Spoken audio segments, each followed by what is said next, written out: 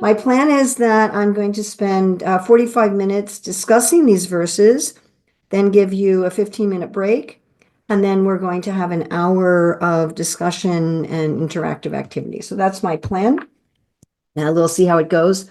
If we don't like that, I can switch to teaching interactive, teaching interactive, teaching interactive. But this is how I like to try to do it and see if it works out. So we're going to read through all 14 verses, Sanskrit and English. Shri Narada Uvacha, Prorohityaya Bhagavan, Rita Kavya Kilashrai, Sanda Markau Shuto Tasya, Daita Raja Grihantike. The great Saint Narada said, the demon headed by Hiranyakashipu accepted Sukracharya as their priest for ritualistic ceremonies. You can be reading with me, just stay on mute. Sukracharya's two sons, Shanda and Amarka, lived near Hiranyakashipu's palace. Tau Ragna Prapitam Balam, Praladam Nayakovidam, Patayam Asato Patyan, Anyas Chashurabalakan. Prahlad Maharaj was already educated in devotional life, but when his father sent him to those two sons of Sukracharya to be educated, they accepted him at their school along with the other sons of the Asuras. Yat tatra guruna proktam shushruve nu papatacha nasadu manasa mene swapadashad grahashrayam. Prahlad certainly heard and recited the topics of politics and economics taught by his teachers, but he understood that political philosophy involves considering someone a friend and someone an enemy, and thus he did not like it. So just note that he heard and recited it, but he didn't like it. So externally he was going along. Internally he wasn't. Ekadasurarat putram ankadaropya pandava prapracha katyatam vatsa manyate sadhu yad bhavam. My dear King Yudhisthira, once upon a time, the king of the demons, Hiranyakashipu, took his son Prahlad on his lap and very affectionately inquired, my dear son, please let me know what you think is the best of all the subjects you have studied from your teachers. We notice the Sanskrit word here, vatsa. Vatsa means a calf. So in English, we affectionately call children kids, which means baby goats. And in Sanskrit, they affectionately call children calves.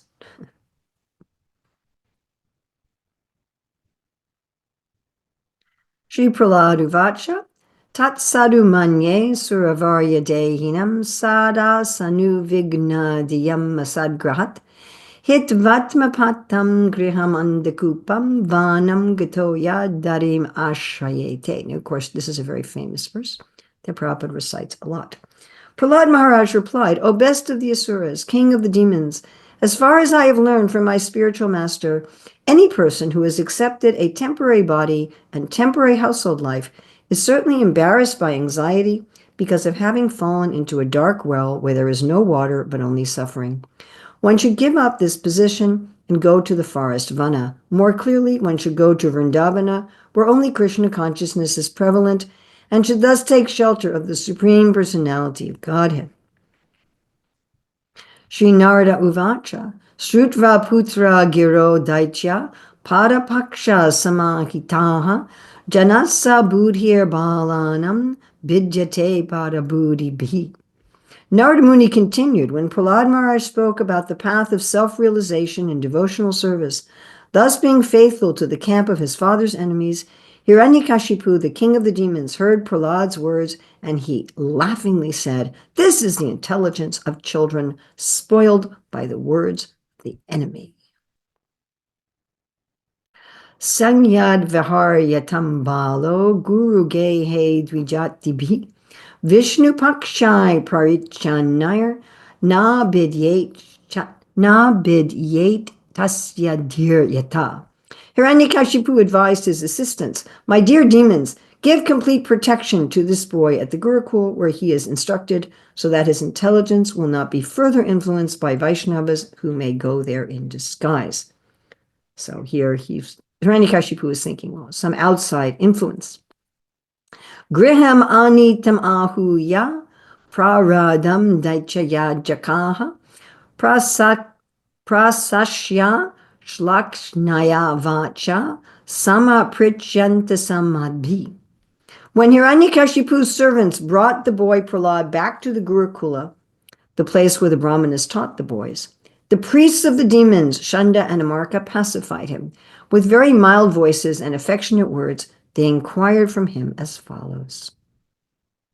Vatsa, notice the Vatsa again. Vatsa parada badram te satyam katayamam risha balam ati kutastubhyam esha buddhi biparyaya. Dear son Prahlad, all peace and good fortune unto you. Kindly do not speak lies. Just reply with the truth. These boys, you see, are not like you, for they do not speak in a deviant way. How have you learned these instructions? How has your intelligence been spoiled in this way? So Vatsa Prahlada would be like if we say, hey, kiddo. Yeah.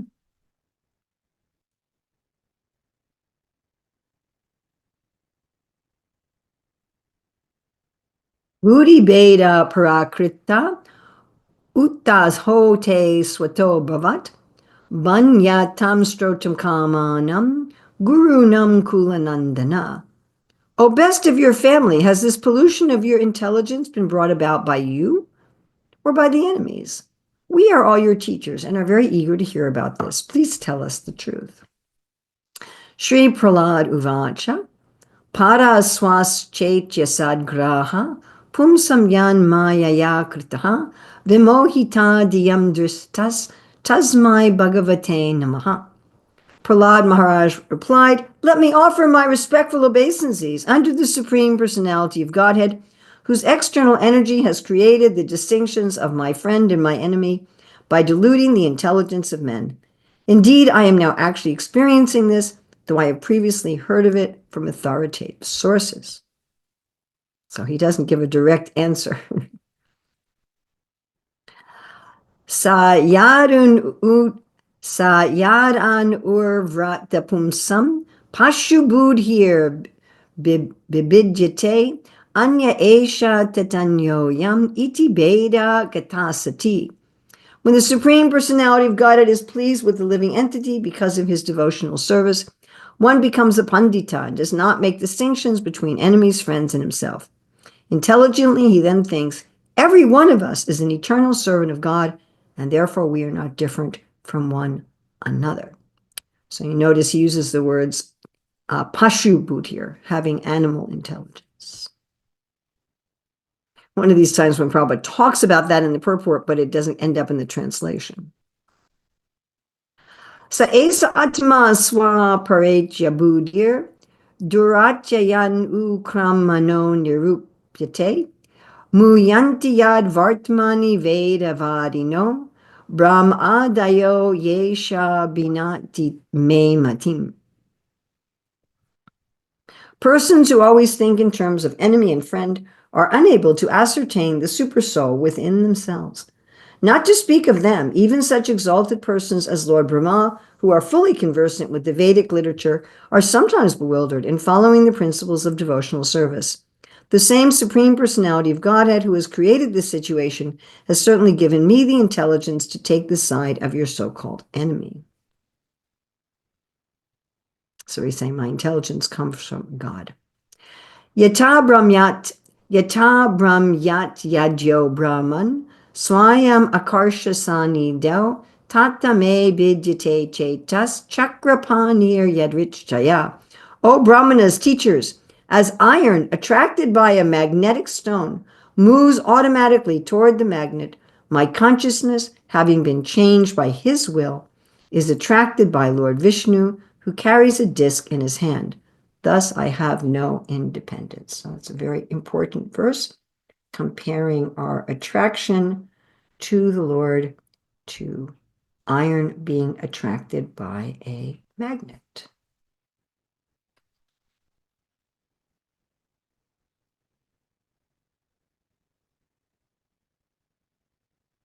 Okay, so I want to discuss these verses. Well, I'll discuss the verses. So for about a half an hour, and then we'll take a break, and then we will have some discussion and questions that I'm going to ask you, and of course you can ask me as well. Okay, so the summary of this chapter, this is Sunda and Amarka. They try to teach Prahlad politics, and Hiranyakashipu will test Prahlad's knowledge and find out his devotion to Vishnu. Later in this chapter, he's going to try to kill Prahlad and fail and send Prahlad back to school. So this chapter is in response to Yudhisthira's question in 7.4, 44 to 46, about how Hiranyakashipu could become so violent to his son. I often talk about Hiranyakashipu as like the Adi child abuser who tries to kill his son. And this was very astonishing to Maharaj Yudhisthira. He couldn't believe that any father could become violent to his own son. So the basic questions that are answered in these verses are, how do we live in this world as a Krishna conscious person? How do we do it? How do we, Prahlad is going to school, he's living in this world. How do we do this? And how does consciousness of Krishna affect the way we perceive and deal with others? So I think these are very important questions. How do we do it? How do we live in the world? I mean, it's one thing to say, well, we do our sadhana, but then how do we actually practically live in the world? And how are our dealings affected by our consciousness?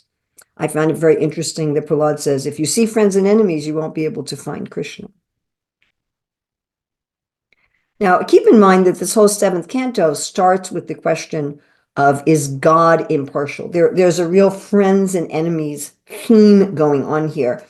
And throughout this Leela of Prahlad and Nrsingadev, we're going to find, Hiranyakashipu, Shanda, and Amarka, they have this friends and enemies mentality, and Prahlad Maharaj does not. It's like the main theme of this section, the difference in the consciousness or the paradigm of a materialistic person and a spiritual person.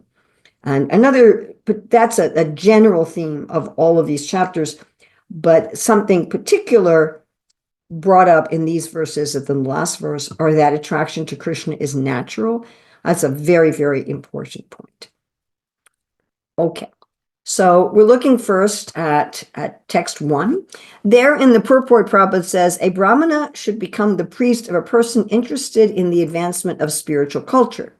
The very name Sukracharya, however, indicates a person interested in obtaining benefits for his sons and descendants, regardless of how the money comes.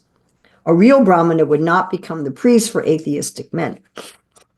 So here Prabhupada's talking about the nature of a Brahmana. If someone's a teacher, they should not be teaching for selfish reasons. They shouldn't be teaching just to make money for themselves and their family without considering the ethics of the situation. In text 2, we learn that Prahlad was already educated. He was already knowledgeable in politics, morals, and devotion without having gotten any formal education. Now, that's a really interesting point. How could this 5-year-old boy who had no education, how could he already know about politics, morals, and devotion?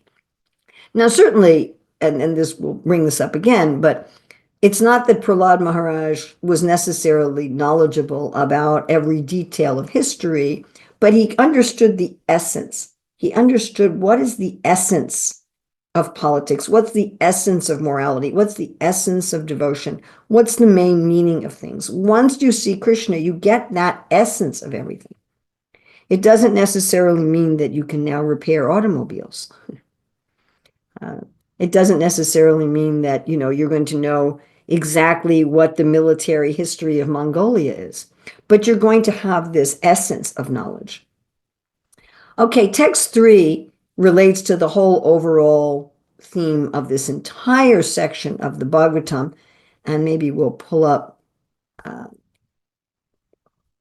if we go back to text 3,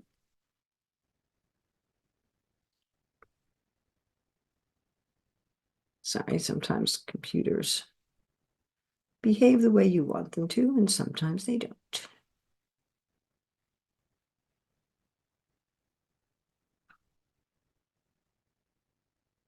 Okay, so text 3 is Prahlad certainly heard and recited the topics of politics and economics taught by his teachers, but he understood that political philosophy involves considering someone a friend and someone else an enemy, and thus he did not like it. So that's really like the whole theme. Prahlad's externally being cooperative. Now that doesn't stay. We'll get to that until later classes. But he's externally being cooperative, but internally he's like, I really don't like it. Reminds us of Raghunath Das Goswami, where Lord Chaitanya said, externally appear like an ordinary materialistic person, but internally cultivate your devotional life. And the original question, again, in the Bhagavatam was, does Krishna have friends or enemies? Is Krishna biased? Many times people think like that. I mean, the demons all think like that. They think the reason that the devotees are protected is that God just likes them better. He has favorites. And this mentality is present, like that was just random, who's in the material world, who's the Nitya Bada living entities and who's the Nitya Mukta living entities is just some random bias by God. There are people who think like that. Or, we may look around and say, hey, why did these people have better facility than I do? Why are they more spiritually advanced? Why are they more materially opulent? Why do they have something that someone else doesn't have? Why are some people poor, some people rich, some people ugly, some people beautiful, so forth? And if God's the controller, and he appears to be biased. But the Lord has no friends or enemies at all, as he says in the Bhagavad Gita. And one evidence of this is that his devotees don't think like that. They don't think in terms of friends and enemies. And in the purport, Prabhupada says, a devotee never creates a situation of friendship and enmity. So we're going to be discussing this. This is going to be an ongoing discussion through these chapters, because I say it's really the overarching theme. Okay, going on so that's kind of the first section of verses 1 through 3 is discussing Prahlad's education under Shanda and Amarka, under Sukracharya's sons. Then the next grouping of verses could be considered verses 4 through 10, where Prahlad instructs Hiranyakashipu in bhakti. Now, I really want you to make note of the fact that Hiranyakashipu instigates this by asking Prahlad what he's learned. Prahlad does not take initiative with his teachers, with his classmates, or with his father, with anybody. He doesn't take any preaching initiative at all. He responds to his teachers, and his teachers, of course, he responds in an indirect way. So his teacher says, where did you learn this? And his answer is, this is natural for me. And, God himself has inspired me in this way. Now, Prahlad actually learned from Narada, which he later tells his classmates, but he does not reveal that information either to his teachers or to his father at any time. And certainly we can understand why. Right? His father is running the universe, and Narada Muni appears to be subservient to Hiranyakashipu, just like Prahlad appears to be subservient to his teachers. We find this in Krishna's pastimes, where some of the Yadus, for example, Akrura, but there were others as well, who appear to be subservient to Kamsa because they have some mission for the Lord to do in Mathura.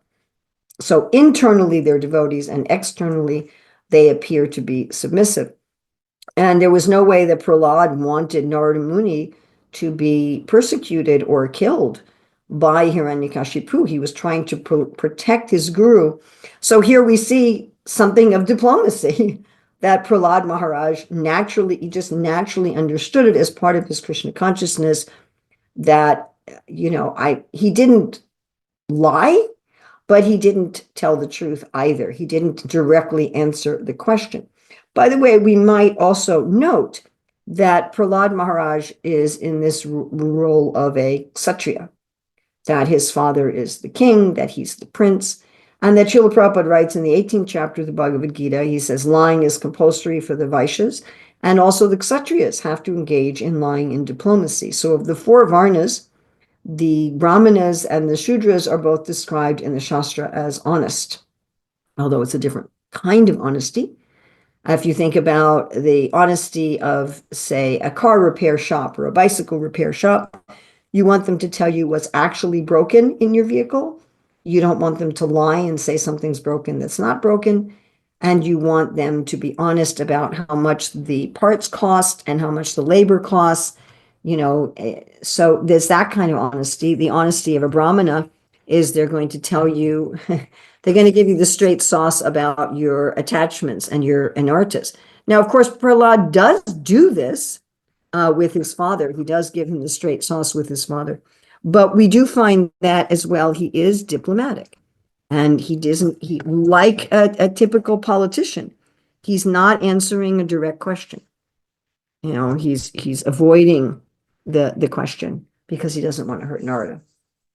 Okay, so this is instigated by Hiranyakashipu, and he wants to ask his child an easy question.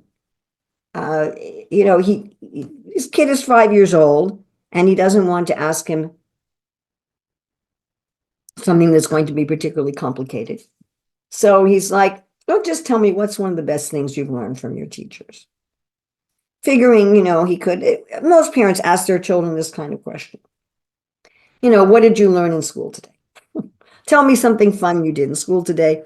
And they expect some answer like, well, we colored pictures of the sky or something like that.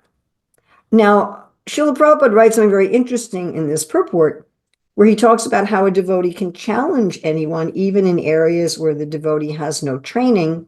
And he says, because the best of everything is known to a devotee by the grace of Krishna. So this point needs to be very clearly understood. I once brought out in a Spanish-speaking part of the world that Srila Prabhupada said he did not know a good English word to translate the Sanskrit word rasa. Prabhupada says we don't know of any good English word, and so we're going to use the word that our spiritual master used, which is mellow. Although Prabhupada said this is not the right word. And it's definitely not the right word. Rasa is a noun, mellow is an adjective, and mellow means, it can also be a verb. Mellow means something that's very soft and laid back, and, he had a mellow attitude, relaxing at the beach. You can also allow things to mellow. So if you have some food preparation and you're putting some spices in and you let it, simmer for a while or sit for a while, and you're letting the spices infuse the preparation or the different flavors to meld, you're allowing it to mellow.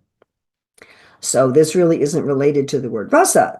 So I made the point in my class I was teaching on nectar devotion that the word mellow is not a good English translation for the word rasa, and that Srila Prabhupada himself said that this word wasn't a good translation. So I had somebody object and say, well, Prabhupada knew all languages perfectly.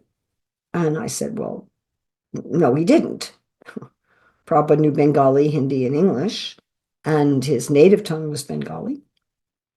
And Prabhupada himself would sometimes use English improperly, and he was very open about that. And this devotee was arguing with me. Well, a pure devotee, knows everything. And Prabhupada even knew Spanish. And I said, well, no, Prabhupada didn't know Spanish. So you wouldn't be able to say that if there was somebody discussing English grammar with Srila Prabhupada, that Prabhupada would know more about English grammar than somebody who was a native English speaker and well-educated in the English language. And certainly Srila Prabhupada couldn't argue about Spanish grammar with someone because he didn't know Spanish at all. So it doesn't mean, this Prabhupada statement about this doesn't mean that we're expert in the details of anything just because we're a pure devotee. But he says the best of everything, the essence of everything. Srila Prabhupada wanted his disciples who were trained in science, for example, to debate with scientists. Now, Prabhupada would also do that, but he specifically wanted people who were trained. So that's we can have that discussion more later. Okay, in text 5, Hiranyakashipu wanted something pleasant, but not practical. I mean, that's one of the joys of dealing with little children, is that they say charming things that don't really have much practical value. Prabhupada says that parents captivated by their child's activities take good care of them. And that's true even in the animal kingdom. The child's awkward movements, their broken language, their playfulness is all very attractive, but it's not very practical. And then Prahlad Maharaj answers him and says, you should be completely attached from illusion and you should gain attachment to Hari. Get detached from Maya and become attached to Hari. And Prabhupada writes in this purport about Varnashram. He writes about Varnashram in general, and he writes specifically about Vanaprastha life, which is, again, kind of an ongoing theme. Prabhupada often brings in statements into his purports about Varnashram in this section of the Bhagavatam. I think he does it pretty much everywhere. If there's any hint that can relate to Varnashram, he'll bring it in. So this idea of going to the forest, Prabhupada relates this to the Varnashram of Vanaprastha. And Vishwanath Chakravarti Thakur, Srila Vishwanath Chakravarti Thakur comments for verse 5. He says, while one is still in the house, one should give up attachment to the blind well and then go to the forest. Otherwise, even if one goes to the forest, one will still take shelter of the blind well. So in other words, the point is not to just geographically move your body. I'm going to just move my body from my house into the forest, and then I'll become detached. Now, many times we think like this. Many times we think, if I just live in a temple ashram, and when I joined the Hare Krishna movement, that mentality was very prevalent. That if I just, leave my home, leave my education, leave my job, and just move into a temple ashram, I'm going to become Krishna conscious. And although Prabhupada talks about going to Vrindavan, this same principle is true about going to the Holy Dham. If I just go to the Holy Dham, whereas, of course, we see materialistic people in the Holy Dham. And Srila Bhaktisiddhanta Saraswati said that many people who think they're living in Radhakund are actually living in Narakakund. They're actually living in hell. So Vishwanath Chakravarti Thakur is making the point that you have to change your consciousness. It's not that by going to the forest you become detached, but rather, that's true to some extent. But the real thing is that if you become attached, you naturally want to go to the forest. It's much more like that.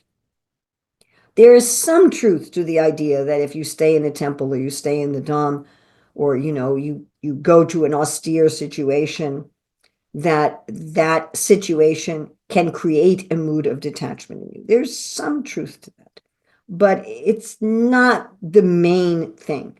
Like we see Bharat Maharaj, who went to the forest. I would say, I've not read this from any of our acharyas, but it seems to me that he went prematurely, because he was a kshatriya who has this mood of protection, and then he goes to the forest and he's meditating, and then he gets into this protection thing again. He hadn't given up that mentality. We find when Lord Ramachandra goes to the forest, when he's banished to the forest, he and Lakshman take their weapons. And very early in their exile, Ram makes a vow to the rishis that he's going to protect them from the demons. And Sita Devi objects to this. She said, we are living as renunciates in the forest. It's not proper for you to have this kshatriya mentality of protection. And he answers her and he says, but I'm not a vanaprastha. Although vanaprastha, I'm living in a vana, I haven't taken up a renounced order. I'm still in the grahastha ashram. I'm here in exile, but I haven't changed my ashram. And one of the evidences is I'm still carrying my weapons. And he said, even we have this arrangement with Bharat that actually I'm still the king. That Bharat is just ruling as on my behalf, but actually I'm still the king. And anyway, I already gave them my promise. But the point is that Sita had this understanding that if you go and live in the forest, you give up this attachment to thinking I have a particular occupation according to my varna. You retire. Just like even in modern society, we talk about people retiring, and we mean that they retire from their job, they retire from their work. As Prabhupada would say, you have an occupational duty, but your occupational duty as a vanaprastha is tapasya. So when Prahlad Maharaj is telling his father, go to the forest, he's not necessarily saying, just walk away from your kingdom and live in a forest instead. But he's saying, give up your attachment. Give up your attachment, because talk about attachment. Hiranyakashipu is extremely attached, right? He did all this austerity just because he was attached to power, just because he was attached to sense gratification. And that his whole mentality is that of attachment. And he's saying, instead, become attached to Hari. And we see that people who externally, like Bharat Maharaj, we see that people, even in our Hare Krishna movement, who externally take up renunciation, but haven't internally given up their attachment, are not able to maintain their renunciation. Okay, in verse 6, Vishnu Chakravarti Thakur says, his commentary is, the boy will learn whatever is taught to him. It's not his fault. From today, Narada and other Vaishnavas should not enter the school. So Hiranyakashipu at this point, is not blaming Prahlad at all. He's holding Prahlad as a completely innocent child who must have been polluted by someone else. And, don't let Narada and other Vaishnavas come into the school. Okay, verse 7, the mood is protect Prahlad from the twice born who are on the side of Vishnu, and they go there in various dresses. And this, of course, is a very significant purport that Prabhupada writes about how we dress, because in the early days of the Krishna consciousness movement, basically, if you lived in an ashram, then you were all wearing dhotis and saris. Of course, in the very early, until 1974, we really didn't have real dhotis and saris. And there were very, very few Indians in the United States. America government had a very strict quota on how many Indians could even come as tourists. There were no other Hindu temples in the United States. There were no Indian shops. You couldn't go someplace and buy a sari. Buying Indian spices and food was very difficult. So we would just go to fabric stores. And then, we're going out distributing books. First it was magazines, then we started distributing big books. And the BBT Library Party discovered that if we didn't wear dhotis and saris, if we wore, ordinary clothes that Westerners were wearing, then people were much more likely to buy our books. And even the men would shave their heads but wear wigs. And usually they were kind of cheap, obvious wigs. And there was some controversy over this, that, is it okay to wear ordinary clothes from our ordinary culture? And Prabhupada writes here in this purport, devotees can dress, quote unquote, like an ordinary karmi. And he also writes, quote, the preachers of Krishna consciousness must go forward in their Vaishnava dress or any other dress for the purpose of preaching. Chanakya Pandit says that if an honest person deals with a great cheater, it is necessary for him to become a cheater also, not for the purpose of cheating, but to make his preaching successful. So this controversy about dress is still going on from 1974 to 2025. People are still arguing about how devotees should dress.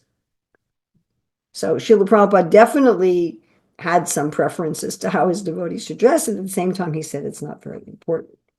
And he's basing this on Shastra. Okay, in text 8, Shanda and Amarka speak very gently. Remember they talked about Vatsa, hey kiddo, hey kiddo, hey kiddo. Prabhupada's just a little boy, Hey kiddo. Where'd you learn this from?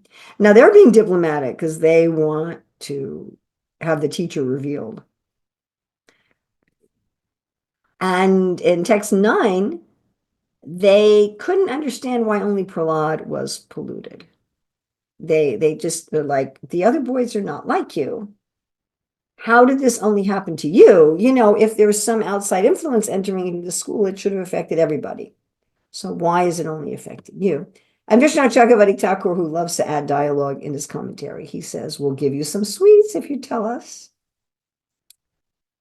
And in text 10, we note that the teachers wanted the Vaishnavas to be killed. So this is again why Prahlad Maharaj is being diplomatic. And he's just saying, the Lord himself has inspired me, because for sure he doesn't want someone to go and try to kill Narada. All right, our next section is text 11 to 14. So in text 11, Srila Prabhupada makes this wonderful statement, and we have this also related to this ongoing controversy about the use of the word Prabhu. So in text 11, Srila Prabhupada says, as servants of the Supreme Lord, all living entities are one, but a Vaishnava, because of his natural humility, addresses every other living entity as Prabhu. A Vaishnava sees other servants to be so advanced that he has much to learn from them. Thus he accepts all other devotees of the Lord as Prabhu's masters. Although everyone is a servant of the Lord, one Vaishnava servant, because of humility, sees another servant of as his master. So the idea is that we have these names that end in Das or Dasi. I am a servant. And I'm not just a servant of the person who has my name, like my name is Urmila Devi Dasi. So you could say, I am the servant of Urmila, who's the sister of Sita and the wife of Lakshman. So it's not just that I'm the servant of Lakshman's wife, but the idea is that I am a servant, and I see all the devotees as my Prabhus. I see all the, Prabhupada never intended the word Prabhus to refer to male members of the International Society for Krishna Consciousness. He never used the word in that way. It turned into that by a interesting series of historical events. But that was never the way Prabhupada used it. It wasn't his intention. And Prabhupada says that we should see all living entities as our Prabhu. So here he says all living entities, and then he says all devotees. Now, that doesn't mean that you're going to go up to somebody in the marketplace. You know, you're going into a shop and you say to someone, oh, Prabhu. They're like, what are you saying? Especially in places where they have a different language. They're like, that's not my name. You have a little name tag here. You know, my name is Sally or whatever. But the idea is that we see that we're everyone's servant, that we are meant to serve everyone, that we are not anyone's master. It's primarily looking at a consciousness, a mentality. And this is our oneness. We're all servants of the Lord. Everyone is a servant of the Lord. Jivaraswar Bhaya Krishnara Nityadasa. Everyone is a servant of the Lord. And I am meant to serve all the servants of the Lord. Now, this is true whether we're looking at a bug. You're looking at a bug on the road. You are my master. How can I serve you? Now, all living entities are not our masters in the sense that if someone, that we're supposed to do things for them that are against devotional principles. It's not that if someone tells us to rape or murder or steal that we say, yes, I have to obey you because you're my master. But we should actually serve everyone in the sense of bringing everyone Krishna consciousness and in the sense of having an internal sense of humility. Okay, text 12 is a very important verse.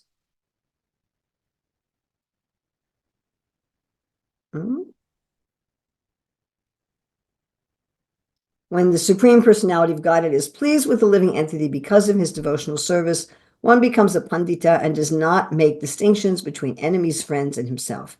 Intelligently, he then thinks every one of us is an eternal servant of God, and therefore we are not different from one another.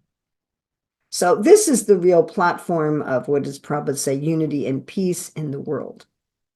Prabhupada writes in the purport, a Vaishnava treats other living entities neither as friends nor as enemies, but instead tries to spread Krishna consciousness, teaching everyone that we are all one as servants of the Supreme Lord, but are uselessly wasting our valuable lives by creating nations, communities, and other groups of friends and enemies. Everyone should come to the platform of Krishna consciousness and thus feel oneness as a servant of the Lord. Now, again, we can think about the role of a ruler. If we think about, say, Arjuna's role, where he needs to fight the Kurus, but he's not fighting the Kurus because he thinks that they're my enemy. And we're going to really look at what does this friends and enemies mean? Because again, as a Kshatriya, you're going to have to fight with so-called enemies. And you're going to have to protect so-called friends. It's not that you're not going to do that. Prahlad is protecting Narada from Shanda and Amarka. So you could say he's seeing Narada as a friend and Shanda and Amarka as enemies, but he's not. He's just seeing, how can I benefit everyone? How can I serve Narada? How can I serve Shanda and Amarka in the truest sense of the world? Now, Vishwanath Chakravarti Thakur writes in his commentary to text 12, there is no difference because from the point of view of Atma, all jivas are similar, and from the point of view of the body, all bodies are made of the same 5 elements.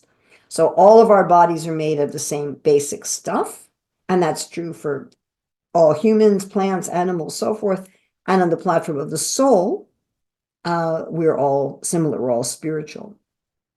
And I note again that Prahlad refers to Pashubuddhi, the intelligence of an animal, which Prabhupada picks up on in the purport, but he doesn't have it in the translation, which I always find fascinating when Prabhupada does that. There's a wonderful, wonderful quote in this purport to text 12. And this temple where I stay here in North Carolina, this verse is printed out on a big sign inside the audiovisual room. So it's not in a super public place. But so Prabhupada writes in the purport, quote, everyone should be friendly for the service of the Lord. Everyone should praise another's service to the Lord and not be proud of his own service. This is the way of Vaishnav thinking, Vaikuntha thinking. There may be rivalries and apparent competition between servants in performing service, but in the Vaikuntha planets, the service of another servant is appreciated, not condemned. This is Vaikuntha competition. There is no question of enmity between servants. Everyone should be allowed to render service to the Lord to the best of his ability, and everyone should appreciate the service of others. Such are the activities of Vaikuntha.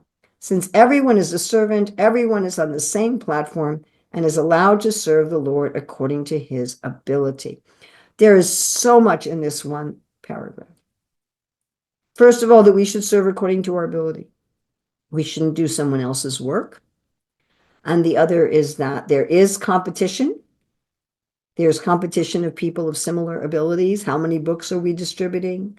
How nicely are we dressing the deities? How nicely are we cooking? But it's a friendly competition that's appreciative. If you think about if you're playing a game with your family and friends, you're trying to win, but you also, you have no enmity.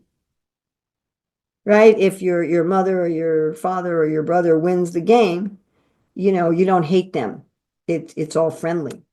Okay, going to verse 13, where Prahlad says, the Lord's mercy has given me this intelligence. I am not your enemy. So he's not naming Narada, never does, not to his teachers or his father. He's putting it on the Lord. He's saying, this is Vishnu who did this, and I'm not your enemy. I actually care about you. Text 14, which is also a very important verse. O Brahmanas, as iron attracted by a magnetic stone moves automatically toward the magnet, my consciousness, having been changed by his will, is attracted by Lord Vishnu, who carries a disc in his hand. Thus I have no independence. Srila Prabhupada based his whole Krishna conscious movement on the fact that Krishna consciousness is natural. Prabhupada writes in the purport, for iron to be attracted by a magnet is natural. Similarly, for all living entities to be attracted toward Krishna is natural, and therefore the Lord's real name is Krishna, meaning he who attracts everyone and everything. The typical examples of such attraction are found in Vrindavan, where everything and everyone is attracted by Krishna. The elderly persons like Nanda Maharaj and Yasoda Devi, the friends like Sridama, Sudama, and the other cowherd boys, the gopis like Srimati Radharani and her associates, and even the birds, beasts, cows, and calves are attracted. The flowers and fruits in the gardens are attracted. The waves of the Yamuna are attracted. And the land, sky, trees, plants, animals, and all of the living beings are attracted by Krishna This is the natural situation of everything in Vrindavan. Please be wary of anyone who says that attraction for Krishna is not inherent in the jiva. The Bhagavatam itself is saying the opposite. Okay. Just a few interesting points we talked about. The use of Prabhu to refer to all living entities and certainly all the devotees in the sense that we can learn from everyone, we can serve everyone. The concept of iron being attracted by a magnet, showing that Krishna consciousness is inherent and natural. The idea that there's another way to deal with the world besides friends and enemies, and how Hiranyakashipu, he wanted a light and charming discussion, and instead he got heavied out. Okay, we're going to take a break, maybe about 11-minute break until where I am, 8 o'clock in the morning. And let's look at my handy time zone calculator. And so we're going to take a break till 8 a.m. Eastern time. If you're on European time, it will be till 2 p.m. If you are in India, it will be till 6:30. So we'll come back again in 11 minutes.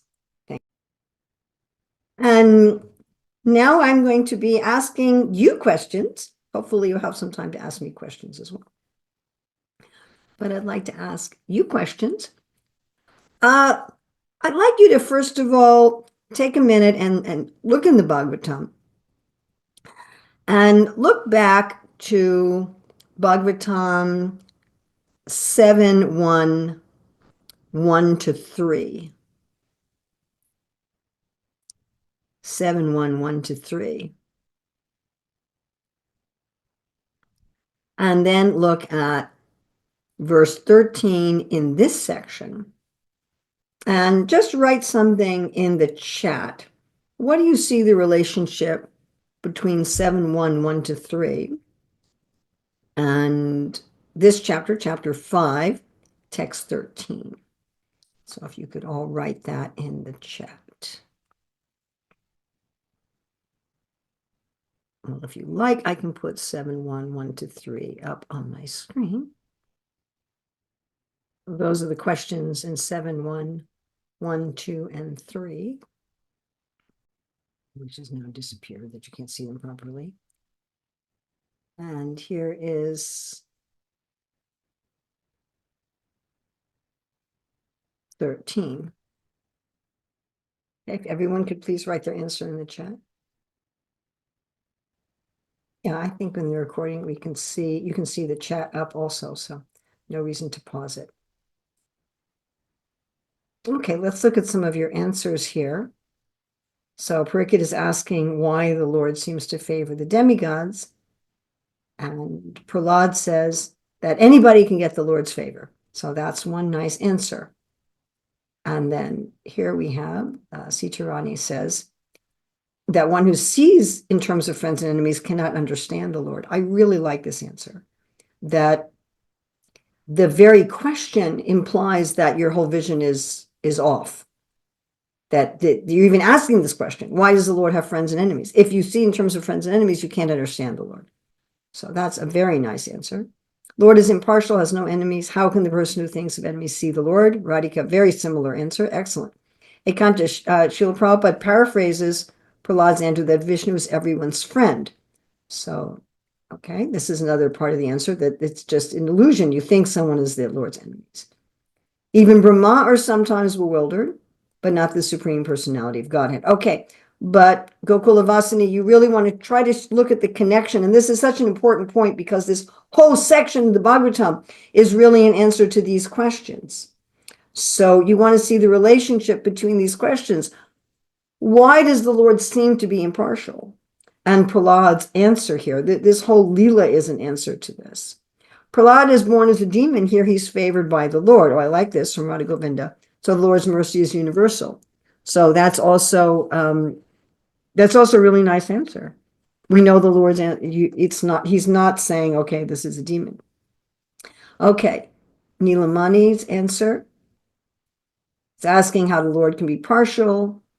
Yes, exactly. Exactly, Nilamani. Even asking this question means you don't understand the Lord's nature. Excellent. Abhirupa Malti, when person's intelligence was bewildered, yes. So again, there is something wrong with the question. Yes. Gokula Vasani, even the pure devotees are not partial. And this is a typical answer. You know, if the devotees of the Lord have this quality, then certainly the Lord must have this quality. Ordinary people see this way, and Prahlad Maharaj is reiterating that. I like this from Prema Manjari.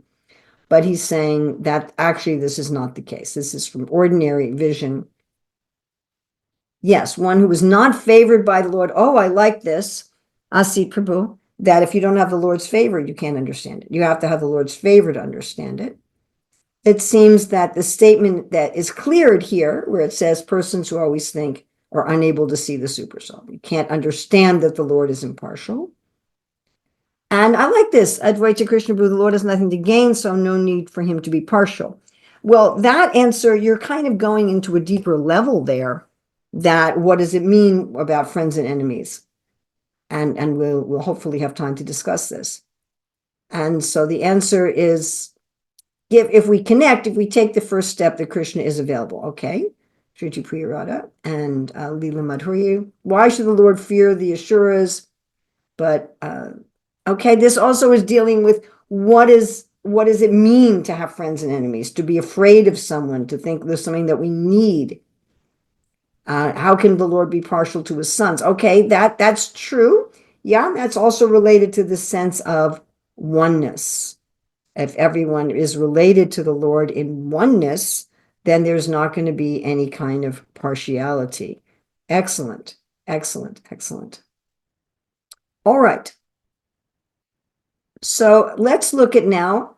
I'd like to ask, and you can either put something in the chat or you can raise your hand. So and we touched upon this earlier, how are you going to be a ruler? You're going to be a king, you're going to be some kind of ruler. How are you going to be an effective ruler if you can't distinguish between friends and enemies? Like, how are you going to know who to put in jail? How are you going to know who to attack? So if you have some thoughts on this, either put something in the chat or raise your hand. Yes, Sitarati. Hare Krishna Mataji. So this is similar to a Madhyam Adhikari being Madhyam Adhikari ignoring those who are envious. So, it's for the benefit of those envious people so that they don't commit further offense.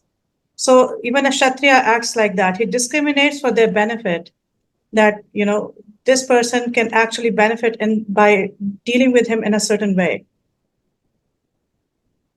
Excellent, excellent. So it may look externally the same, but the consciousness is different. Prema Manjari, did you have some thoughts on this?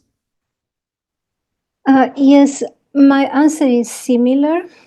As we can see in the examples of saintly kings, they would do their duty, whatever is needed, punish the culprits, but their consciousness, it's not hateful towards them. They are actually merciful towards them by punishing them properly and helping them. And you touched on another main point that's going to flow through all these chapters, the materialistic Kshatriya and the Rajarshi. That you can be a Rajarshi, you can be a saintly person who's a ruler. Shri Radha Govinda? Yeah, so Arjuna and Yudhishthir, for instance, on a material level, they must discriminate and fulfill their duty and act according to their nature. But at the same time, they should do it with detachment and alignment with the focus on dharma. And also another level is spiritual. On the spiritual level internally, they're not discriminating as enemies or friends.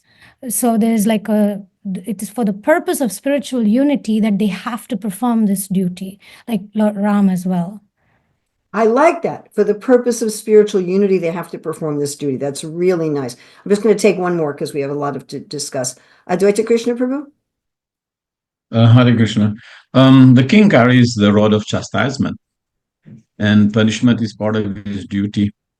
So if he doesn't do punishment according to the scheme and set up by Varnashram system, he cannot be an effective ruler. Right. So Krishna then how is he doing that without thinking in terms of friends and enemies? he has to distinguish between friends and enemies. But wait a second. Prahlad Maharaj is saying no, don't. So that's my question. I was wondering about that. Prahlad Maharaj right now is not king. He's not a king. Later He's on, I don't know if I'm going to buy that one. So now, as a young prince, he's not discriminating, and later when he becomes the king, he's going to discriminate. I'm sorry. I nice try, but I don't think that that's actually what's going on here. Because when Nrsimhadev makes him king of the demons, it's not like, okay, now that you're king of the demons, you're going to act like Skanda and Amarka. I don't think so. All right, let's say I wanted to go on, but let's take another. We have some here in the chat. Ruler has to look after all of his children. Sometimes children have to be disciplined. Very nice. Very nice. And we have, okay, that's an answer to the previous question. Ajabu, do you have something you want to add? Mataji, I have a question regarding the current situation in America with Biden. Oh, can we not do that now? I know, but it's the same thing. What Just we're don't talking do that. about. Do me and everyone else a favor. Will you put that in the car park? And if we have enough time, we'll get back to Okay. it. Okay? Thank you. Thanks. I'm worried we have 45 minutes, and if we start going on all kinds of branches and twigs, we may not accomplish what we need to accomplish. But car park it. Don't throw it away. Don't bin it. Car park it, and hopefully we'll have time to get to it. But we'll try for that. Okay, so it was brought up about the Majjhima devotee, that the Majjhima devotee does distinguish, right? It actually makes some distinguishing. So we have this, you're distinguishing, but we're distinguishing as a service and out of love, and that some people have to be dealt with differently.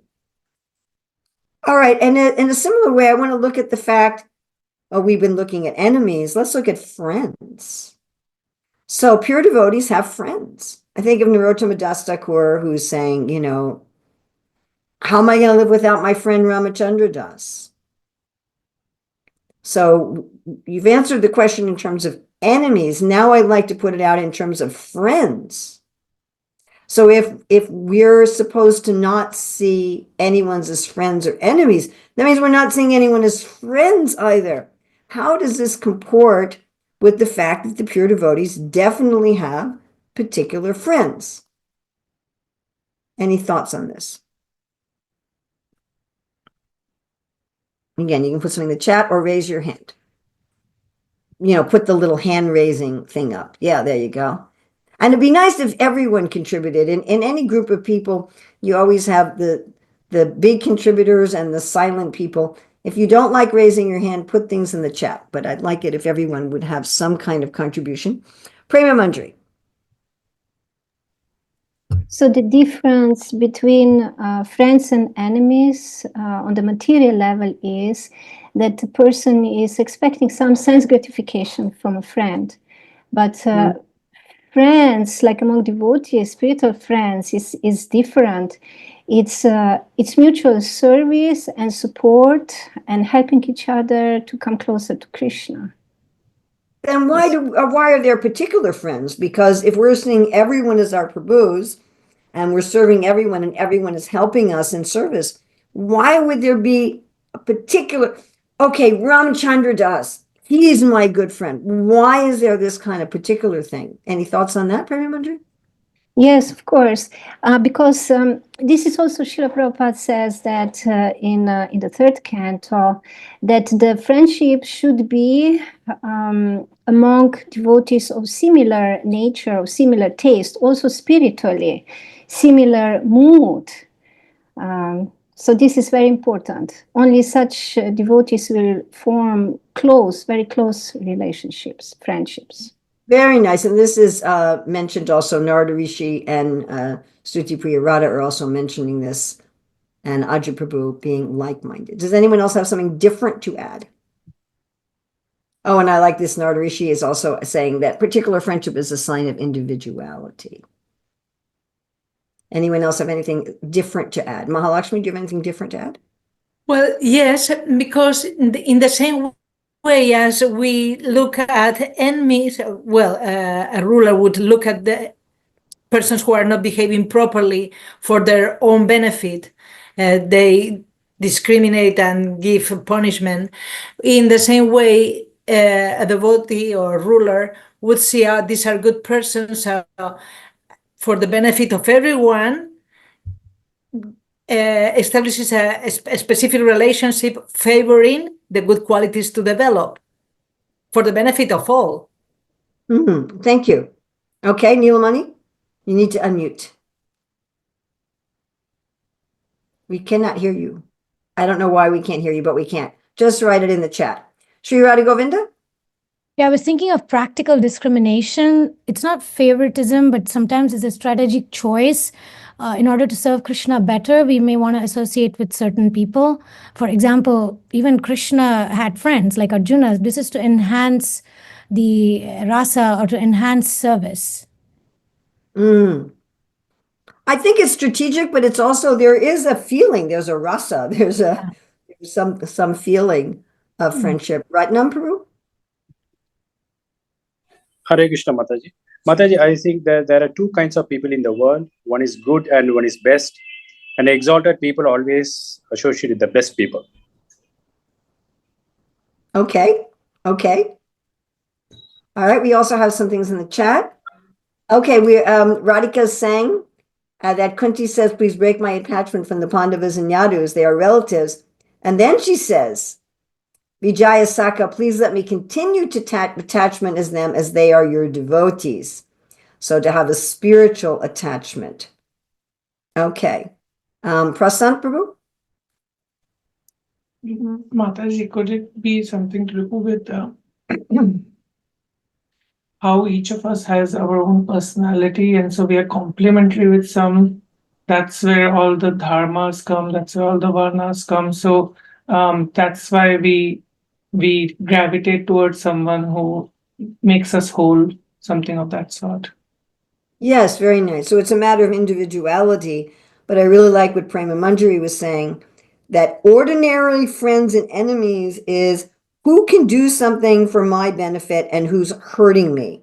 Like, this person is facilitating my sense gratification, this person is hurting my sense gratification, therefore this person is a friend, and therefore this person is an enemy.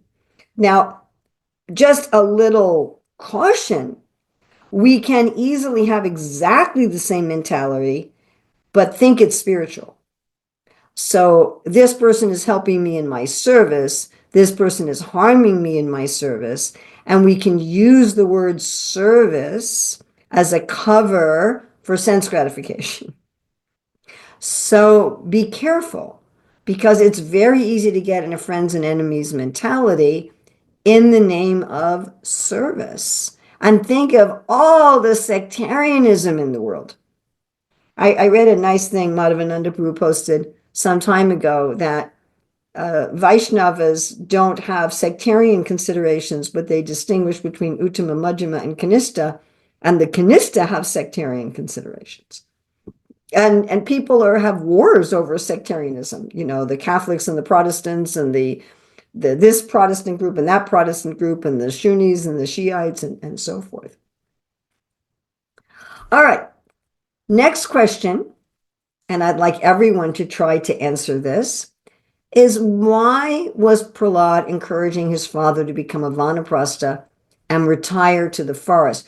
Now, I'd really like you to think about this very carefully, because Prahlad Maharaj, Hiranyakashipu has several sons. Prahlad is not his only son, although in the early days of the Hare Krishna movement, there was a recording made of this pastime where Hiranyakashipu says, Prahlad, you are my only son, but that's not true. Prahlad has siblings. Anyway, so Prahlad Maharaj at this point in the narrative is 5 years old. He's very young. Now, generally, a person does not take up the vanaprastha ashram if they are young and have young children. You generally take up the vanaprastha ashram when your children are grown. At least the eldest is grown, and could take over the family. So why would Prahlad Maharaj, who's just a 5-year-old child and presumably would like his mommy and daddy to be there for him and take care of him and take care of everything, why would he say, go to the Vana? Which Prabhupada definitely comments as meaning leave the Grihastha ashram and become a Vanaprastha. Okay, I'd like everybody to try to answer this. If you don't want to raise your hand, put your answer in the chat. So either raise your hand, take a choice. Don't do both, please, because then I have to look at both and it's confusing. If you're not comfortable with speaking, put it in the chat. That's fine. But I'd like everyone to try to answer this question. Ajay Prabhu. Mataji, Prabhupada says he's becoming increasingly demoniac due to bodily attachment. That's why he should become a Vanaprastha. Okay, but is that going to cause some kind of disturbance in his family? I mean, I think the whole point is becoming too much extremely bodily attached, and that's resulting into his becoming demonic. I think he is looking at it, of course, he's not looking at the family aspect of things in this discussion, in this point. It doesn't appear to be. As a 5-year-old boy, but he's looking at a different aspect here. he's looking more at the Varna than the ashram, huh? Right, that's what I feel. Okay, and we have this Goloka Vasini is also saying he was torturing the citizens. He should retire. Okay, Suti Priya Radha? I was saying, like, when we talk about one here, Srila Prabhupada says that it is particularly Vrindavan, and he very nicely explains about it that it is the matter of consciousness. So basically what I feel is that Prahlad Maharaj is trying to, say here that if, he remains in the bodily consciousness, that's not good for him. He should change his concept from bodily consciousness to a higher elevated, the consciousness. Okay, so what you're saying is that because Prabhupada talks about that Vana means Vrindavan, because Prabhupada talks about both. He talks about changing your ashram to Vanaprastha, and he talks about the meaning Vrindavan, that you're looking at the Vrindavan aspect, that you should go to Vrindavan, meaning you should change your consciousness. It'd be also interesting to think if he literally meant to go to Vrindavan, because Hiranyakashipu was on another planet. Yeah, so I mean to say, like, when he's saying that he should go to one or take Vanaprasth, he actually means that he should come out of the bodily consciousness. He has already done all those things. Now he should, move to a higher elevated consciousness. That's what I feel. Okay, so maybe he could even stay there, but change his consciousness and be a good leader. Yeah. Okay, Śrīmad Govinda? Yeah, it was similar point about symbolically urging him to renounce that pride and hatred, because forest represents that detachment, and also because Hiranyakashipu was kind of neglecting his dharmic duties, both as a father and as a king, because he was not being dharmic, he was abusing the citizens. So the concept of symbolic meaning of going to the forest, like transformation, transform yourself, give up your attachments. Right. We have Murari. That's a hard name to say. Murari. It's a tongue twister. You said as soon as the birth of Kapila Muni, Kardama Muni retired, leaving Devahuti, when we have an eligible son, we can renounce. Yes, of course, Kapila grew up right away. He was, on a higher planet. And the girls were all married, and the son was grown up. He didn't have a 5-year-old son. I like Lila Madhuri Lalita. His offense toward the Lord would reduce initially and later stop as he renounced. So this was to get rid of his offense. And okay, this is also interesting. We have Radhika saying to gain control over his senses, maybe not to physically change his location in his ashram, but to change his mentality. And then Prima Mandri's like, get him out. He's causing so much trouble. So he would have a chance to get detached. And Mahalakshmi is better to stop acting in a wrong way. This reminds me of Prabhupada saying, if a child's ill behaved, put them in a corner. Sitarani? Yes, Mataji, I was thinking of the verse from the 5th canto, Guru na sasyat, pita na sasyat, that anyway, you're not doing the duty of a father. You're not really trying to make us Krishna conscious. So might as well save yourself from gliding down further. Okay, you're not really a good grahasta anyway. You're not a good king. So it wasn't even just Varna, it was Varna and ashram. You're not a good king, you're not a good father. And I don't think he was a good husband either. I don't get the feeling he was a very good husband. I don't think Kayadu was very happy that her husband's trying to kill their kid. Nilamani, want to try again and see if we can hear you? Yes. Can you hear me there now? you go. Yes. Thank you. Excellent. All right. Yes. No, I was saying this is another exhibition of Prahlad Maharaj's compassion towards all living entities. They say, hey, here's a soul. He's obviously gliding down towards the hellish planets. What can I say to him, or what can I recommend to reverse that? So yes, at least, give up all this and do something completely different kind of thing. So leave everything and go move in the Hare Krishna temple. Yes. Okay, Pulastamuni. Hare Krishna. I found an interesting statement by Srila Prabhupada in Śrīmad-Bhāgavatam, Canto 3. I think it's the purport when Vidura is talking to Dhritarashtra, telling him about Duryodhana being offense personified.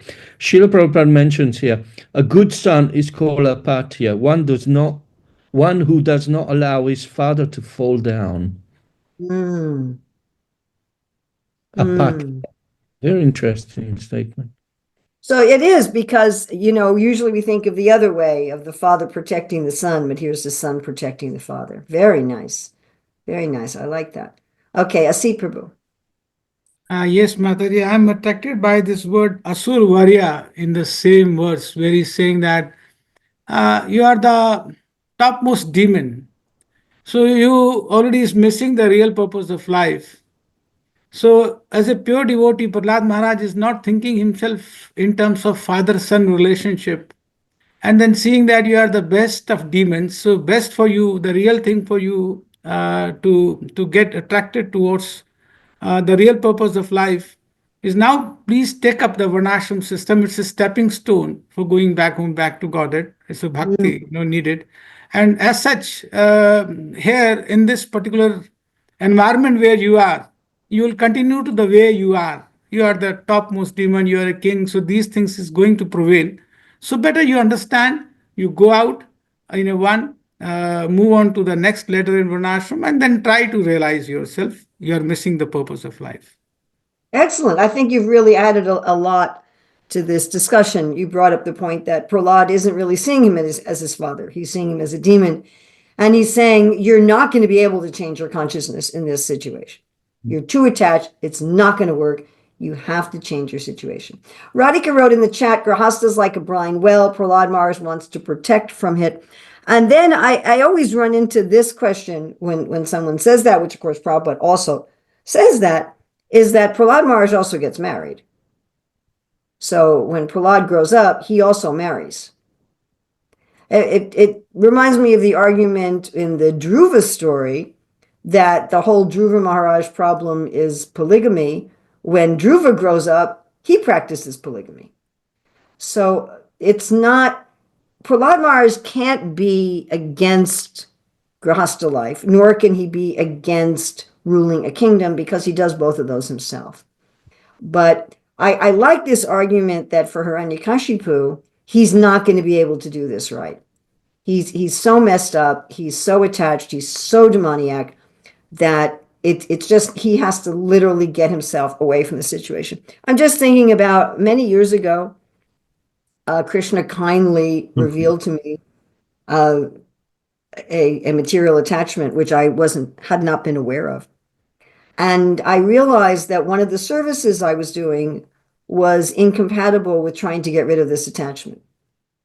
That theoretically, I should have been able to continue doing that service without material attachment, but that at my particular point in spiritual development, that was not possible. And I had to physically remove myself from that service. It was with great regret because I really liked the service, but I could just see I had the wrong mentality about it, and I wasn't able to do it with the right mentality. Okay, Radhika is saying, talking about Grihasta and Grihamedi. Yes. All right. Very nice. Let's see what else I wanted to discuss.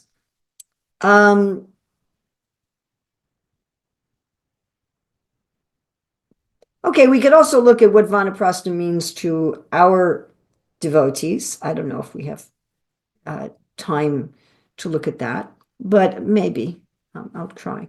So what does it mean for the members of our Krishna consciousness movement, this instruction to go to the Vana, this instruction to become Vanaprasthas? So Jai Dorji Maharaj is in the process of writing a book called the Vanaprastha Adventure, which he asked for my comments on. And I gave him scathing comments, which I warned him in advance. But anyway, so he's definitely trying to encourage devotees to think about the value of the Vanaprastha ashram in our Hare Krishna movement. And this again is Prabhupada will keep talking about Varnashram in this section of the Bhagavatam, as he does in most places. And particularly he's emphasizing the Vanaprastha ashram. So any thoughts about what does this mean in our Hare Krishna movement? What does this mean at the present time? Obviously, something it does not mean is that we would literally live in a forest. Unless you are in some equatorial tropical place where you could literally live in the forest. I mean, I know of a devotee who lived intentionally homeless in Hawaii for a year, and she actually gained weight eating the coconuts and the avocados that were growing wild on the trees and just bathing in the ocean. But where I am right now in North Carolina, if I were to try to literally live in the forest, I would most emphatically die of hypothermia or starvation, and I'm not sure which would come first, but that would most likely hypothermia. I would even die of dehydration. So it's a question, starvation takes a while, but hypothermia would probably, like in a day or two, I'd be dead. It's quite cold here today. I don't know what it is in Celsius, but it's in the negatives. And I wouldn't even have pure water to drink.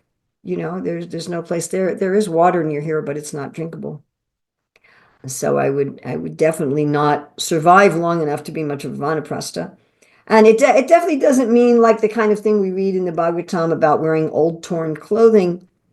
When Srila Prabhupada became a Vanaprastha and he was trying to stay at one of the Gaudiya Maths in Delhi, he said, my dhotis have holes in them and I can't use them for preaching. So Srila Prabhupada did not follow the Bhagavatam instruction about wearing old torn clothing or not brushing your teeth. Srila Rupa Goswami says we should brush our teeth every day. So it definitely doesn't mean that. And, having your hair in dreadlocks. I just can't imagine that if I went to Srila Prabhupada, I mean, for people with some kind of hair, dreadlocks is probably appropriate, but, I can't imagine going to Srila Prabhupada with dreadlocks and saying, oh, Prabhupada, I'm following the instruction in the Bhagavatam of Vanaprastha life. So it definitely does not mean that. That's for sure. And, here I am as a Vanaprastha. I've got a computer. Oh my God. I've got a phone. During the break, I went over to the temple. And I don't know if you can see this, but I got this bowl of fruit. And I did not gather this from the forests. Okay, this was definitely, these bananas were definitely imported. They do not grow locally here, especially not in January. So, any thoughts on what Vanaprastha means? Prasant Prabhu. Mataji, I think it's more to do with the state of mind because all of our Shastra, as you have taught in hermeneutics, is to be evaluated with time, place, and circumstance. And so in today's world, it would be you could live in all the opulence, but if you're not too attached to any of it or your family and just like completely detached, you could be practicing Vanaprastha. So more with a state of mind. Okay. Any other thoughts? Shakti Mata said a mood of detachment, engaging more in shastric studies, service in temple, preaching, teaching, while reducing bodily needs, bringing oneself to a mode of goodness. Very nice. Daily go to ISKCON instead of just on weekends. Okay. Ajay Prabhu. Hare Krishna Mataji. Similar information, similar ideas. Basically, you are in a stage where you stop going to work to earn money. You rely on some savings or have have your kids take care of you, or you're part of a temple community where you're fully engaged in seva and not engaged in a lot of activity related to earning money. That's one part. Secondly, you have retired from family life. Family means children.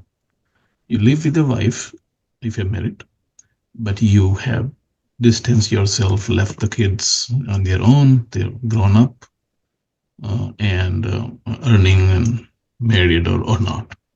And then you are engaged in seva. Seva is the main item here, advancement, wherein you take up service at the temple, in the community, or preaching, whatever that is, and follow the direction of Srila Prabhupada in advancing, helping advance Krishna consciousness, and finally engage in increased austerity. Taking intake, reducing the intake of the body, the senses, the needs of the senses, as much as you can, and keep squeezing it to your best. Keep squeezing it. Thank you. Okay. Pulasta Muni Prabhu. Hare Krishna. In small words, it's like a gradual removal from one's comfort zones, basically. But it's gradual. It's not like drastic that, okay, that's it. It's like gradually you get removed from what you consider your comfort zones, or certain settings that might not help you to move to the next stage of spirituality. Okay, very nice. Thank you. Now, obviously, we could talk about that for several months. Okay. I'd like each of you to write in the chat 2 or 3 sentences, looking at verses 3 and 11. Looking at verses 3 and 11. I'd like you to explain why Prahlad really disliked this friends and enemies thing. So this is something he's focusing on. So why specifically Prahlad specifically is focusing on this friends and enemies thing? We know it's being brought up by Narada Muni to answer Yudhisthira's question, but he's bringing it up because Prahlad Maharaj particularly has this focus. Okay, is the Lord have friends and enemies? Well, let me give you a story of Prahlad who's focusing on this. So why is Prahlad focusing on this? So if everyone could write that, no raising hands, just everybody write something in the chat, 1 to 3 sentences. Why did Prahlad specifically dislike that?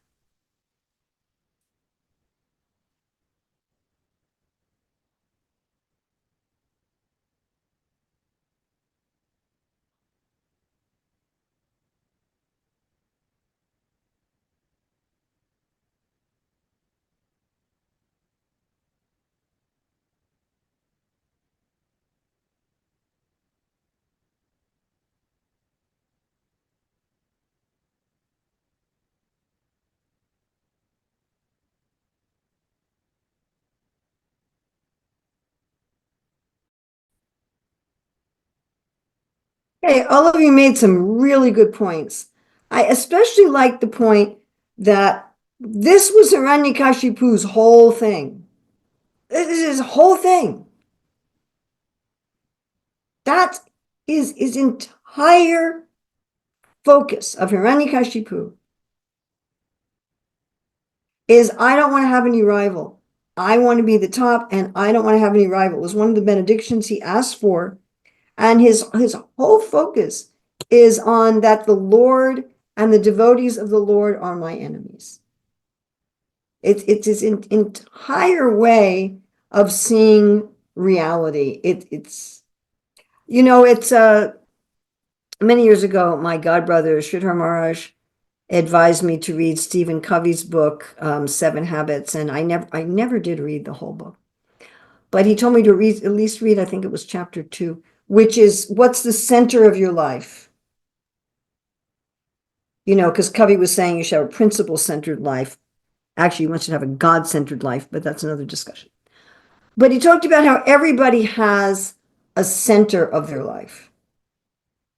And that for some of us, it's family. For some of us, it's money. For some of it's our work.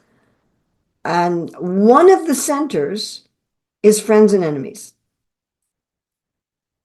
And I will tell you frankly that I even know of devotees who have this as their center.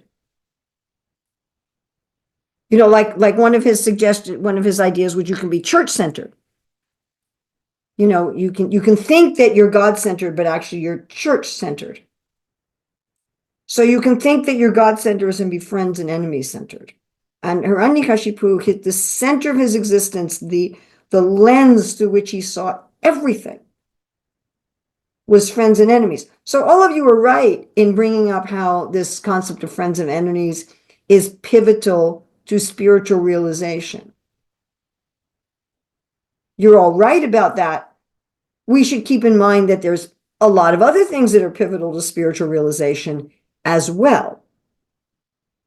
We could say sadhu sangha, but you don't find Prahlad Maharaj emphasizing that so much to his father or to his teachers, or the whole emphasis of this section again of the Bhagavatam. It's like Hiranyakashipu was somebody who everything's colored by that, and Prahlad Maharaj is saying, it's not real. It's not going to work. You're not going to actually get what you want.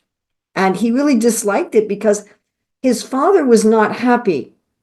This is a point I make, and of course this applies to an earlier section of the Bhagavatam that you've all already just finished, but that Hiranyakashipu was not happy. And the evidence for that is he's yelling at the demigods for no reason, and he's always intoxicated. Those two things, if you find someone who's easily angered at nothing or trivial things and yelling at people for no reason, you know that person has some internal problems going on, right?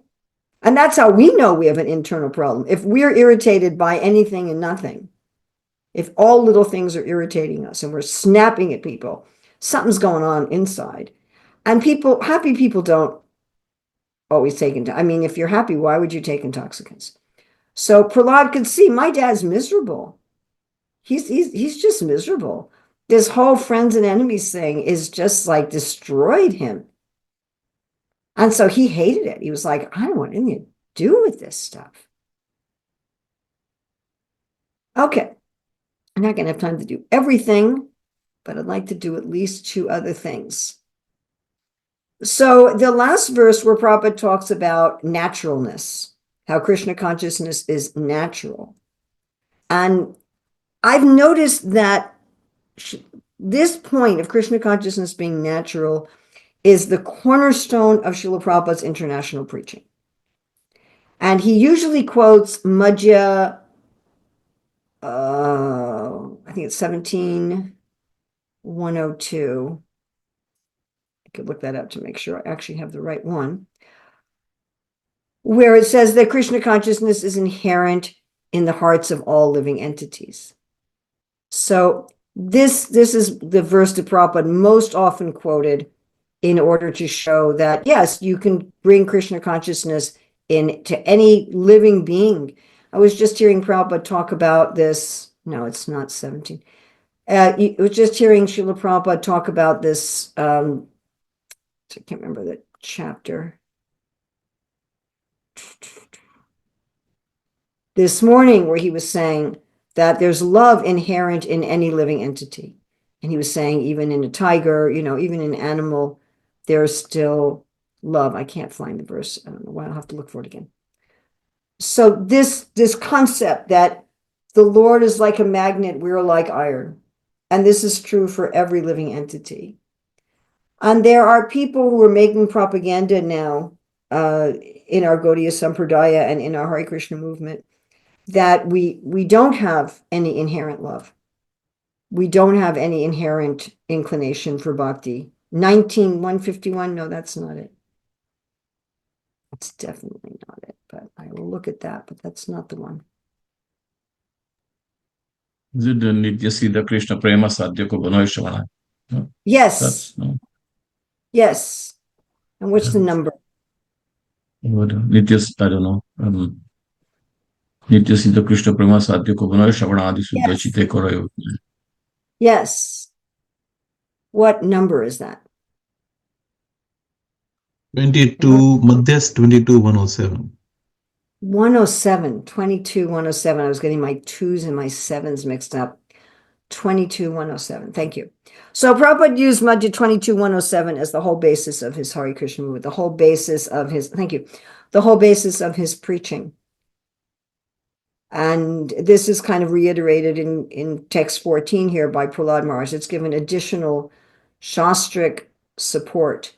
So all of our acharyas interpret 22,107 in this way, that there's just such an important point to make, that our whole Vedic understanding, you want to even go beyond the Gaudiya Sampradaya, go to all the Vaishnava Sampradayas, you want to go beyond the Vaishnava Sampradayas, you want to even go to any followers of the Vedas. The concept is that reality and perfection is something that's part of us, that doesn't have to be added. However they define reality, even if they define reality impersonally, that reality is something that is inherent. It is our nature. It is a question of uncovering it. So I just really want to, we don't have time to discuss it, but I want to just make that point very emphatically. Any thoughts about, now I'm going to open up a Pandora's box here, but I'm often willing to do that kind of thing. So any thoughts about dress? We have this famous verse here about how devotees should dress in text 7. Any thoughts about that? Yes, Pulastamani. I remember there was a quote by Srila Prabhupada when he went to England and he met with Mukunda Maharaj. And I don't know if Maharaj was dressed properly at the time when he saw Prabhupada, but Prabhupada mentioned something about, in England, first you dress and then you address. So depending on circumstances, of course, but generally I think that one of the most important thing is to appear smartly dressed, according to the rules and the custom of the country. I mean, of course, there are places where dress code is very important, in our temples also. You know, if you dress in a certain way, sometimes they don't allow you in. I mean, I've seen it in London when I was in Soho Street. You know, sometimes people used to come dressed in ways that they were not exactly according to standards, so they were asked to come back, maybe dressed in a different way.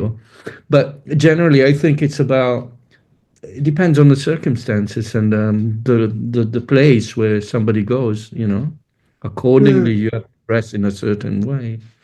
But I like the dress then address. I've also heard that Prabhupada said, dress for others and eat for yourself. Sitarani? I was thinking of Prabhupada's dealing with George Harrison and how he did not ask him to shave his head and did not ask him to, wear saffron, because his influence, he was influencing people the way he was.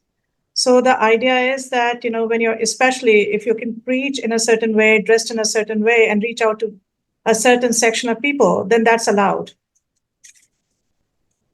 Excellent. I like what Prasad is saying in the chat, that there's inappropriate dress. I mean, I visited many other religious places, mosques and churches, and many of them, like a lot of the mosques in the GCC countries, they have clothes you can wear to put on over your clothes if you're not dressed properly. And they actually require, Like if you're a woman, if you're dressed properly, they, if you have covered down to your wrists and your ankles and you're covering your head and your neck, they'll leave you. Otherwise, you have to borrow a hijab. And I've been to churches where they have like a box of cloth in front of the church where, if for both men and women, they'll ask them to cover up. So that's also there. And I like what Prasan's saying about naked monks. That may be appropriate in Kumbh Mela to be a Nagababa, but it wouldn't be very appropriate on the streets of London. Prema Manjari? The main point I see here is that the dress, it's not the principle. It's not one of the principles in, especially like for the devotees, it's a detail. And when something is a detail, then it is subject to time, place, and circumstances. So it can be, so it depends, like other devotees already stressed that whatever is applicable in a certain time, place, and circumstances, this is how we should dress. It's interesting, how Lord Chaitanya really didn't like Brahmananda Bharati wearing deerskin.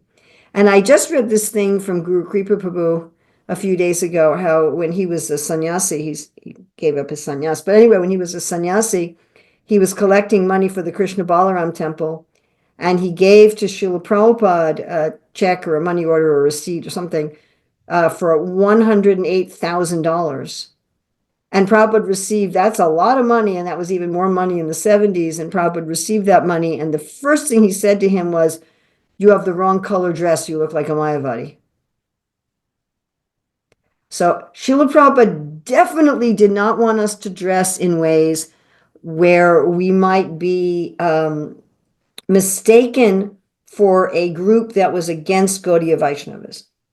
So he didn't want the men wearing long hair and beards because he said then people will think you're hippies. Even he told Jamuna not to cook with red lentils because he said then people will think we're Muslims. So I don't think that's applicable in the United States. I don't think if we cook with red lentils, anyone will think we're Muslims. But maybe in some places that would be a problem. And the same if you wear the Buddhist color clothing, people will think you're a Buddhist or a Mayavadi. And like I used to be really strict about covering my head everywhere, and I no longer am. When I go out in public, especially in airports, unless I'm in Muslim countries, if I have my head covered, then I will be thoroughly searched and all my luggage will be gone through with a fine-tooth comb. And I feel very certain that if I were to say to Srila Prabhupada, right now in the world, if I go out in public with my head covered, people are going to assume that I'm a Muslim. That he would say, well, then don't do it. So that is what I see Prabhupada's emphasis on dress, is that he didn't want people to think that we belong to some group that was opposed to Krishna consciousness. All right, we have 3 minutes left. If there's anything that anyone has in the car park, any questions for me or any other discussion? Yes, Mataji. Yes, Ajay Prabhu. Regarding the punishment part, we saw that in Biden commuted death penalties for some 57 or 37 people who were on death, who was given death penalty. He forgave all of them. So now, so many people are upset, whose relatives, somebody had died by this murderer, was killed by this murderer. Mm. And president coming in and commuting all of these, freeing them from death penalty, creating some kind of imbalance for punishment. Mm. They were punished because they had done a sin of killing somebody or killing many people.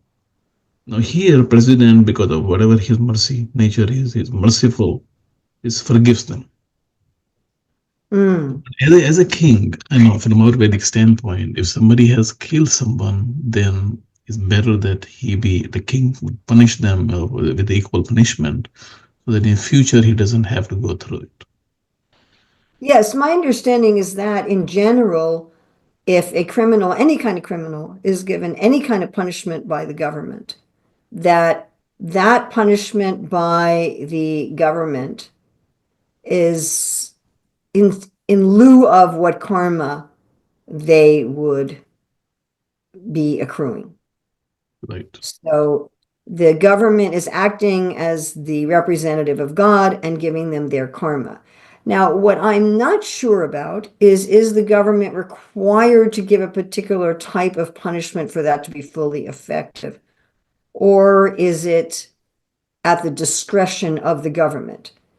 In other words, if the government says, well, you have to be killed, we know that's clear, that if you're a murderer and you have to be killed. But if the government says, well, your punishment for murder is life imprisonment without possibility of parole, will that work as well in terms of getting the persons free of their karma because it was issued by the government?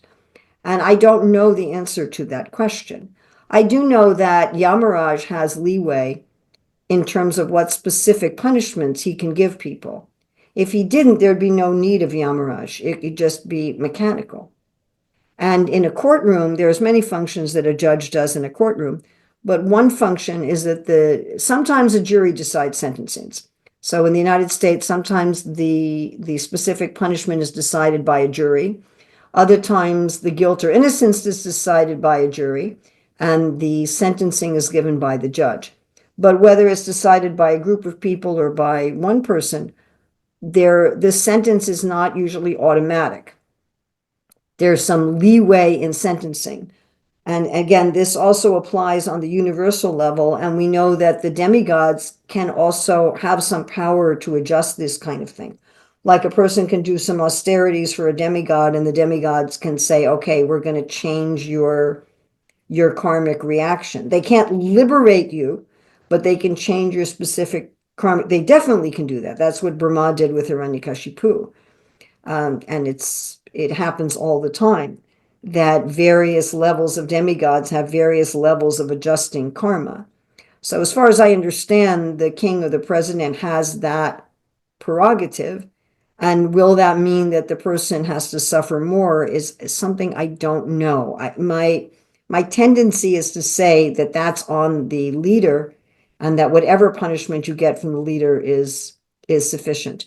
The main reasons that people are against capital punishment in the modern world are two. First of all, if they don't believe in a next life, they may be very hesitant to kill somebody. It's final, it's absolute. And the other reason is that there are definitely people rather, who were not guilty, who were wrongly executed. And the mood of the modern world is better to let criminals go free than to punish innocent people. That's the modern decision. Whereas previously it was better to accidentally punish innocent people than to let criminals go free, because you're never going to be absolutely right about it. There's no way that a jiva is absolutely going to know who's guilty and who's not. So you have to err on one side or the other. Either you err on the side of accidentally punishing innocent people and being tougher on crime, or accidentally letting criminals go and being more careful that you only accuse actually criminal people. And this skewing to one level is at an extreme in most of what we call Western countries right now. So that the rights of the accused are so high and the burden of proof on the government is so high that it is very, very difficult to convict someone, even if they're 99% sure that they've committed a crime. And while we may not like that situation, I guarantee that if any of us were wrongly accused of a crime, we would be very happy for all of these safeguards for the criminally accused. But yeah, that's that situation. Okay, it is 4 minutes over. I hope that's sufficient. Doing 14 verses in a day, there's so many things where that could be discussed.